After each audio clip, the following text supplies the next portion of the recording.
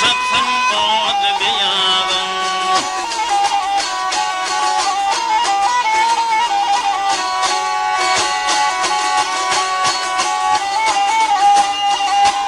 Arzu çeker kerasın göz yarının cemalın, canın feda eyleyor tanvat eder vasalın.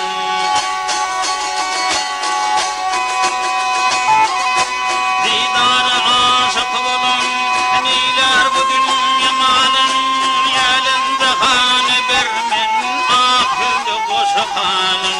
Men mecnunum aşkına Leyla-i dil nevadım.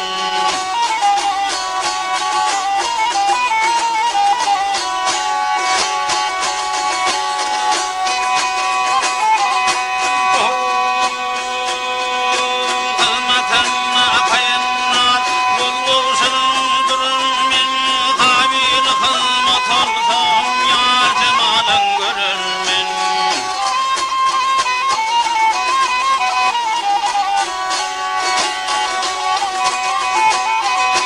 Dünyanı terk eyleyin, vaslına bol vurur men.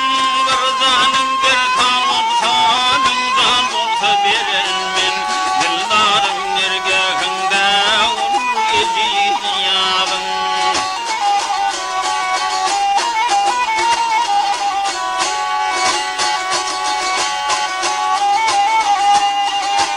Nefes değil hızrından köydü meşhur zamana. Ey güzel kendi güzel gelir mi bu cahana? Yarın nazarın kalkan min garip natuvana. Senin vasfın yazar men geri söz gelse zamana. Senin kervan eyleyi arşa şakar kovadın.